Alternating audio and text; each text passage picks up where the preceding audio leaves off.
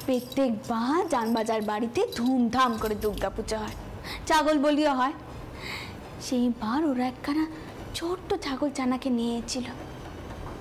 কি মায়ের পিতার ডাক! আমি পারলাম না তাকে উৎসর্গ করতে। সব পাপ নাশ হোক মা, শক্তি দে মা তোর চরণে বলি দেবার জন্য। জয় মা। না,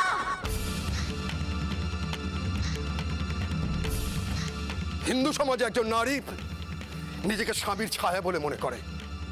যে সংসারে এমন ধর্মনাশিনী স্ত্রী থাকে সে সংসার ধ্বংস হবেই মার মশাই। কিন্তু শ্রীমদ্ ভাগবতে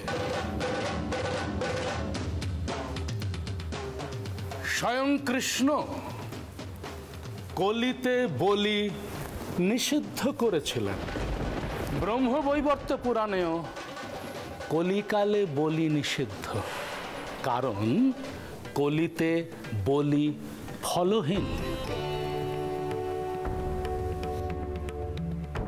তাই কলিকালে কোনো মহাযজ্ঞ হয় না, অশ্বমেধ যজ্ঞ হয় না। শুধু আজ নয়, মধ্যযুগ থেকে শুধুমাত্র শাক্ত ধর্মে বিশ্বাসী মানুষদের মধ্যেই বলি প্রথা সীমাবদ্ধ। মা গো, মা গ্রহণ করো, মা গ্রহণ করো। জাগো জাগো মা, জাগো।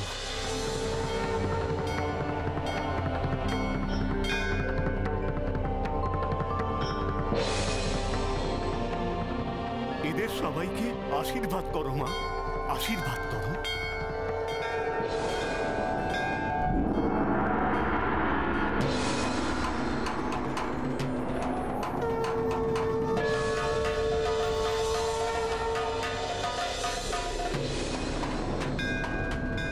কি হলো? হঠাৎ এমন হাওয়া উঠলো কেন?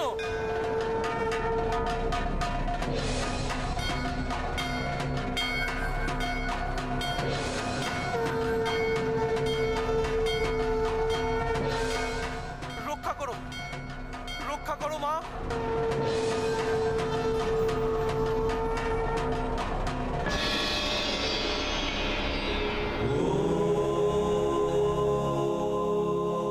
ভয় নেই, কোনো ভয় নেই।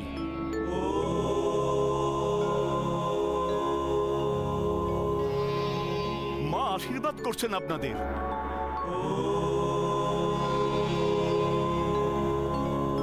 এই মার বাড়ির, মান্না বাড়ির কারোর কোনো বিপদ হবে না। কি হচ্ছে রঘুবীর? কেন মনে হচ্ছে তুমি এসো? সকাল পর্যন্ত পালাই যেমন করেছিল, মহামায়াকে জাগ্রত করতে তুমি এসো। আমি কি ঠিক ভাবছি? ইশারা দাও ঠাও, ইশারা দাও।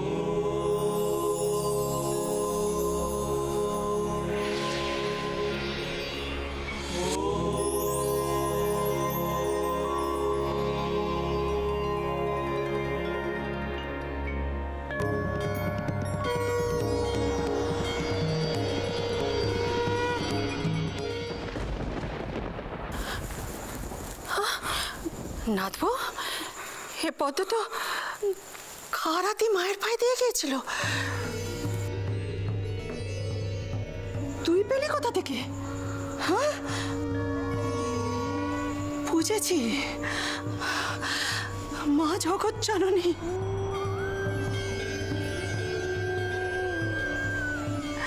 কারো সর্বনাশ করেন না, কারণ না।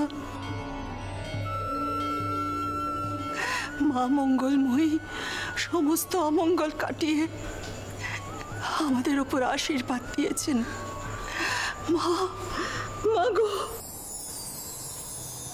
যখনই মনে হচ্ছে একের পর এক বিপদ কি করে কাটিয়ে উঠল, তখনই বুঝেছি টাওরের আশীর্বাদের কথা, টাওরের কৃপার কথা।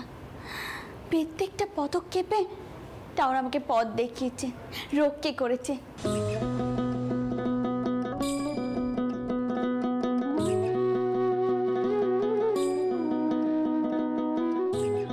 একটু বিশ্রাম করছি, সেটিও তোমার সহ্য হচ্ছে না। এমনিতে আমি ফেরার পর আমার কাছেও আসো না, আজ হঠাৎ এত আদিক্ষেতা কিসের?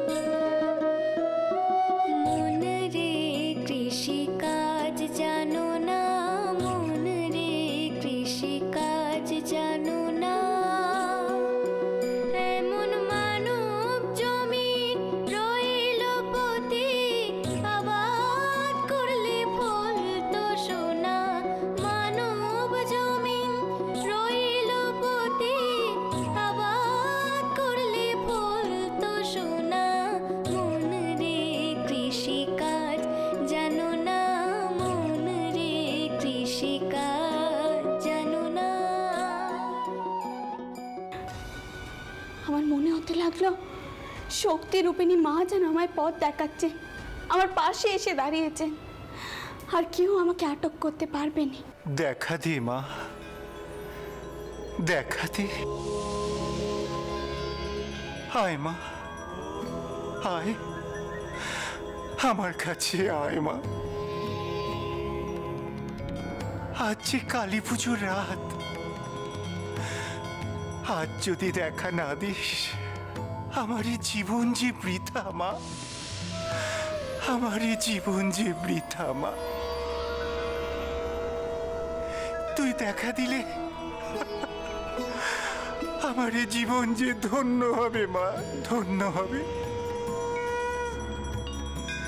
সার্থক হবে আমার এ দুনয়ন।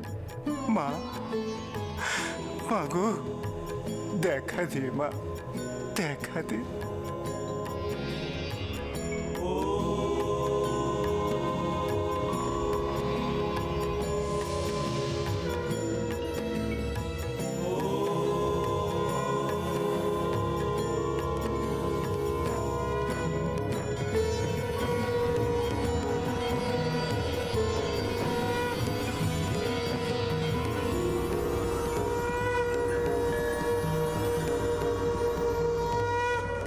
আমি একটা কথা জেনেছি, টাওরের ওপর বিশ্বাস রাখলেই সব বিপদ কেটে যায়, কিন্তু এই মূর্তির ওপর বিশ্বাস রাখা নেই। আমার আর তেনার পেত্তম মতের অমিল হলো। চন্দর, বিশ্বাস করতে শেখ, বিশ্বাস করতে শেখ চন্দর। এত চমৎকার কাণ্ডে ঘটে চলেছে, আর তুই বিশ্বাস করছিস না? কালীঘাট থেকে সাধকরা এসেছে নাথ বউকে মায়ের ভোগ দিতে। এটাকে তুই কি বলবি? হ্যাঁ,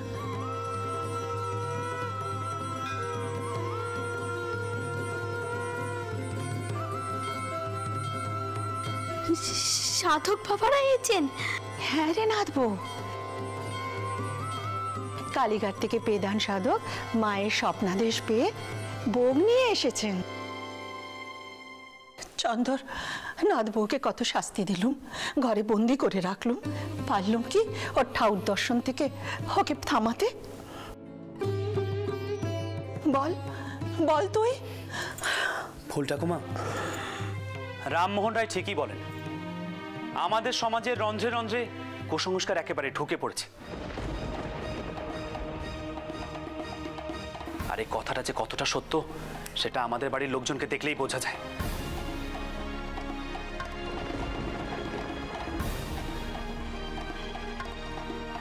সে যাগে, তোমাদের যা ইচ্ছা তোমরা তাই করো, আমি আমার বিশ্বাস নিয়েই থাকবো। আমি চললাম। চন্দর, চন্দর। কিন্তু তেনাকে কিছুতেই বিশ্বাস করাতে পারিনি। সতীপীঠ নিয়ে গেলুম তেনাকে।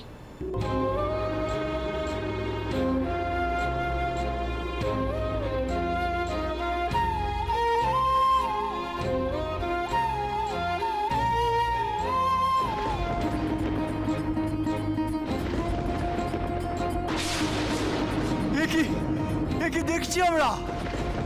এই তো অত্যাশ্চর্য দৃশ্য, মায়ের চোখে জল।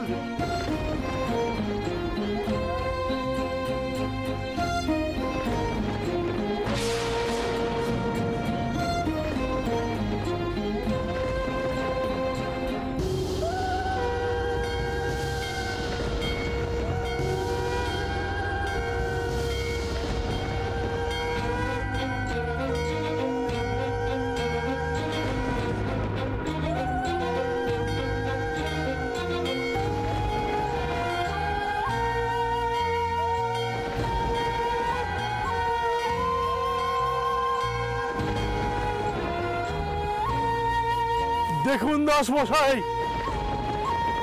পাথর থেকেও জল পড়ে।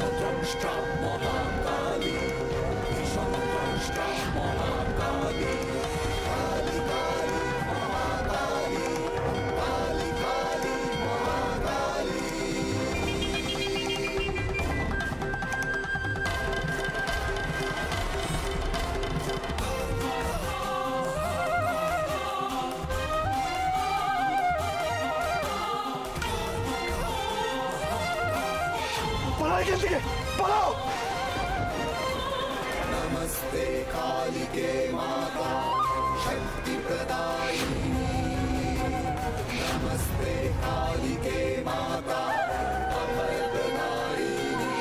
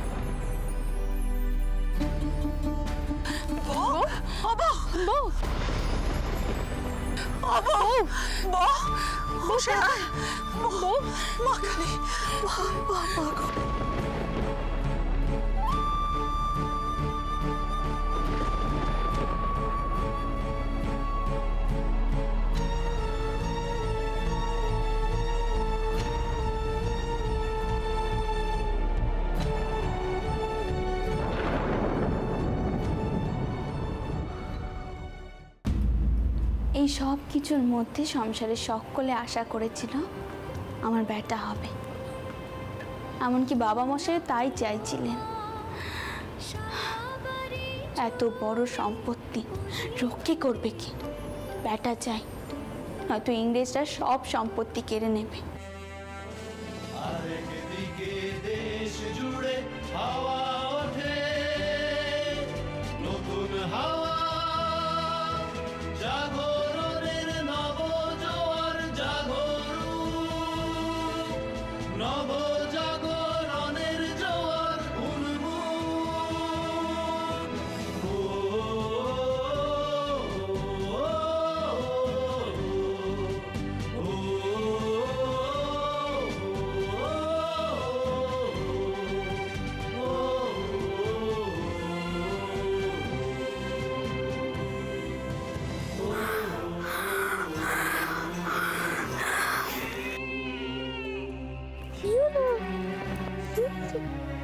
বলি বাচ্চা, এবারও সেই মেয়েই হলো।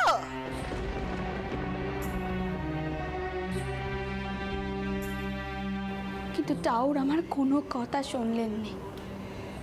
আমিও চেয়েছিলাম বাবা মশাই ইচ্ছে পূরণ করতে। কি গোদাই, হ্যাঁ এতক্ষণ দরজা খুলছিলে না কেন? ওরে সুখবর আছে তো? হ্যাঁ, আরে চুপ করে আছো কেন? এবারে নিশ্চয় ব্যাটা হয়েছে। হ্যাঁ, ব্যাটা হয়েছে বটে।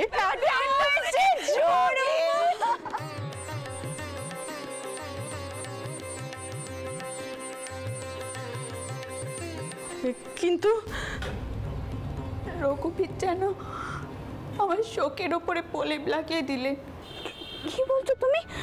তুমি কি বলছো? আমার বেটা মারা গেছে? না না, আমার বেটা মরেনি, আমার বেটা মরেনি, আমার বেটা মরেনি। রঘুবীর তাকে রক্ষা করবেন? আমার বেটা মরেনি, আমার বেটা মরেনি। কে বলেছে তোমার ছেলে মরেছে?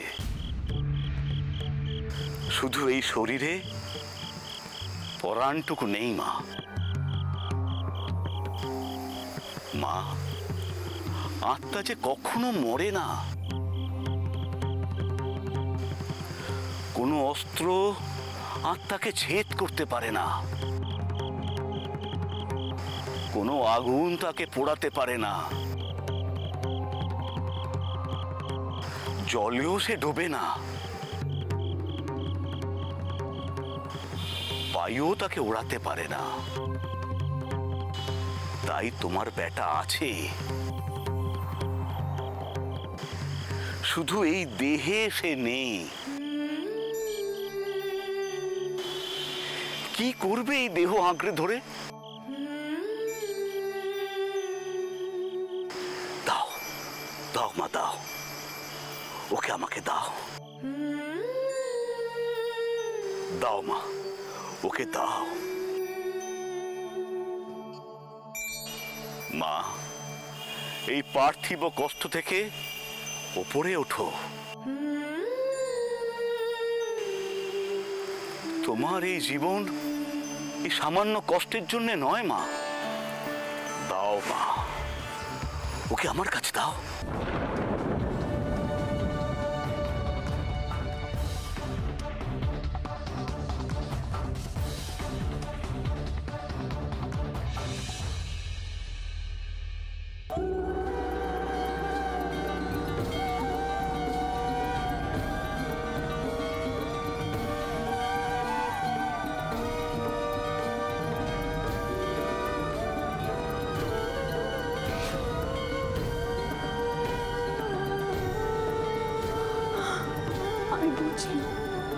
আমি বুঝলাম জন্ম মৃত্যু আমাদের হাতে নেই।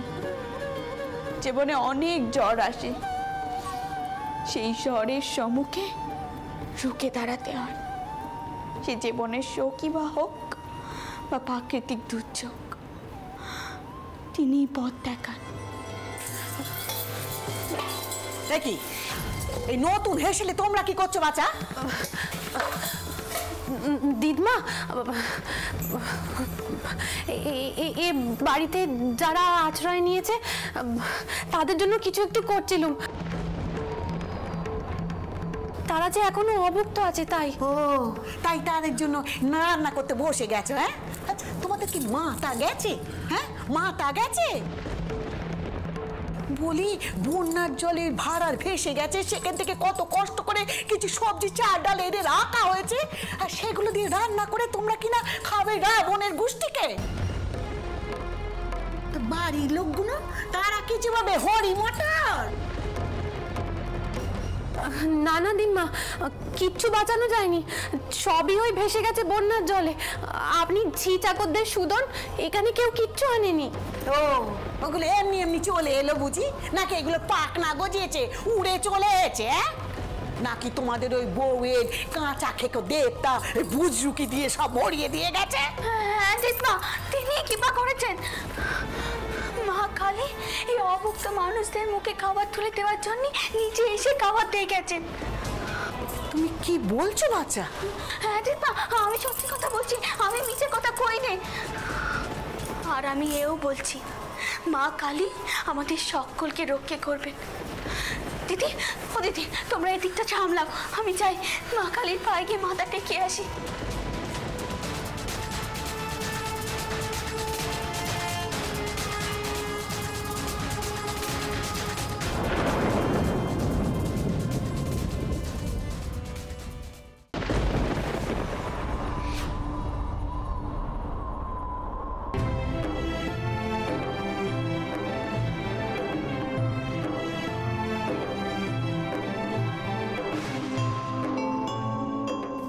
কেউ বুঝুক না বুঝুক, তুমি তো জানো রঘুবীর, আমি তোমার আর মা কালীর মধ্যে কোনো তফাৎ বুঝিনি।